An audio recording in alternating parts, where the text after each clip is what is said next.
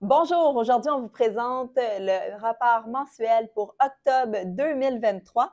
Donc Laurent, est-ce que tu peux nous parler par rapport au nombre de transactions cumulées des 12 derniers mois? S'il te plaît, c'est quoi les statistiques? Oui, tout d'abord, on va commencer, dans le fond, c'est ça, avec la vélocité du marché là, au niveau industriel. Donc, on a vu là, si on regarde, c'est toujours un cumul des 12 derniers mois.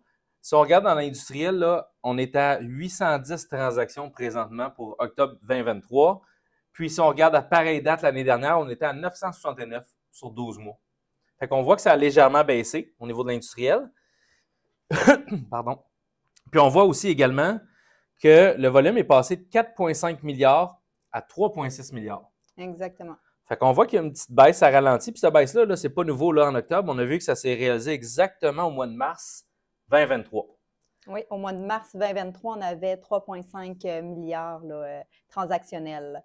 Donc, on a un 0,1 milliard de plus, mais on est encore très, très bas dans les transactions. Exactement, merci Mélissa. Puis, si on regarde le prix par pied carré au niveau industriel, la moyenne qui sort aujourd'hui, on est à 160. Fait qu'on voit que ça baisse tranquillement. Nous, on le voit.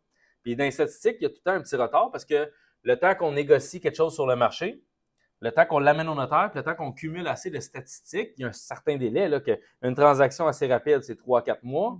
Le temps qu'on ait 3 à 4 mois de statistiques, fait qu'il y a tout le temps un petit délai 6 à 8 mois, je vous dirais. Fait que là, on le voit à 160 ça fait du sens. Le marché descend tranquillement. Là, il était beaucoup au-dessus de 200. Mais là, regarde, il y a eu dû avoir des grosses transactions là-dedans qui avaient été peut-être achetées juste pour le terrain. Fait que la valeur de l'immeuble, le prix par pied carré était beaucoup plus bas. Ouais, Mais ça reflète le marché qui descend. j'ai hâte de voir le rapport mensuel du mois de février. J'ai l'impression qu'on va avoir une petite baisse encore au niveau du marché industriel. On le voit présentement dans nos transactions. Oui, puis c'est une correction du marché. On s'entend qu'il ne reviendra pas à ce qu'on était avant la pandémie. Mais quand même, il y avait eu une grosse bulle, puis ça se place tranquillement.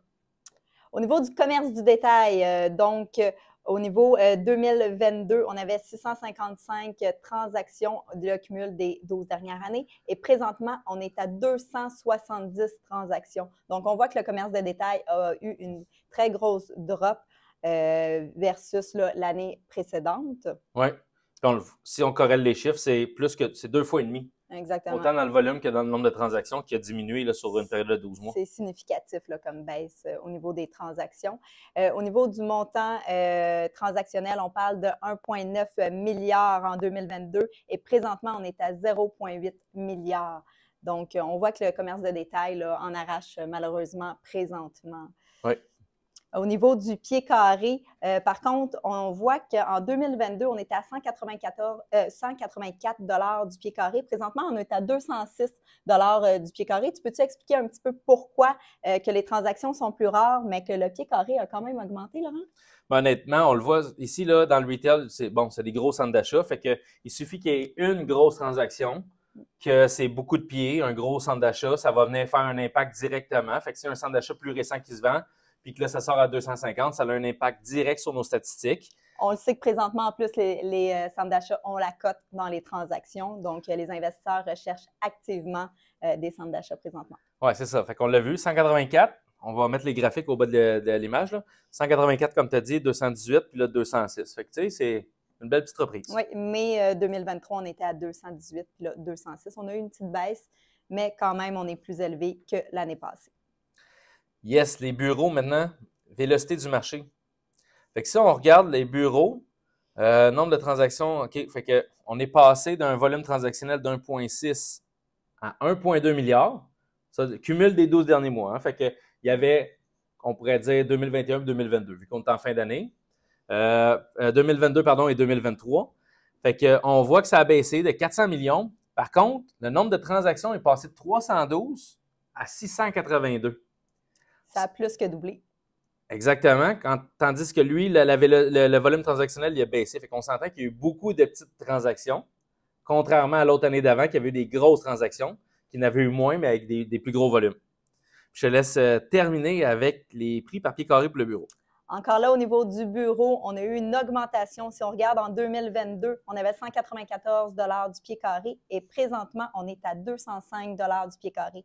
Donc, on peut remarquer que le bureau reprend un petit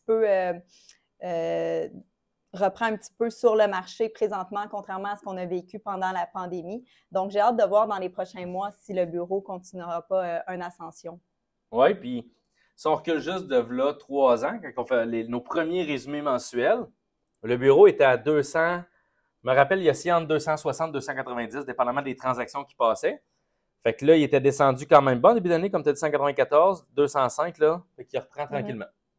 Oui, juin 2023, on avait descendu à 183 pour reprendre une belle remontée là, pour octobre à 205. Fait que on reprend une remontée. J'ai hâte de voir si on va revoir notre 260 du pied.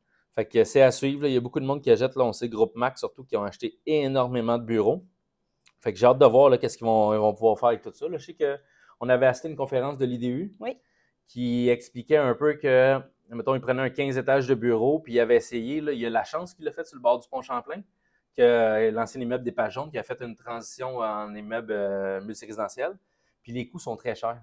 Fait qu'à date, ce que j'avais vu là, de Mac qui avait présenté 2 immeubles au dîner de l'IDU, c'était carrément, on rase l'immeuble. C'est plus avantageux pour eux de le raser que de venir le modifier. Oui, puis surtout qu'elle allait densifier beaucoup plus. Là. Il passait de 15, mettons, à 30 étages. Là. Je ne me rappelle plus les chiffres exacts, là, mais c'était plus ça. Pour l'instant, la transition est plus ou moins au rendez-vous. Donc, c'est ce qui conclut le rapport mensuel pour octobre 2023. J'ai hâte de voir les prochains mois. Je sens qu'il va y avoir beaucoup de fluctuations au niveau du marché immobilier commercial. Donc, soyez des nôtres pour le prochain rapport de marché mensuel. Merci. Merci.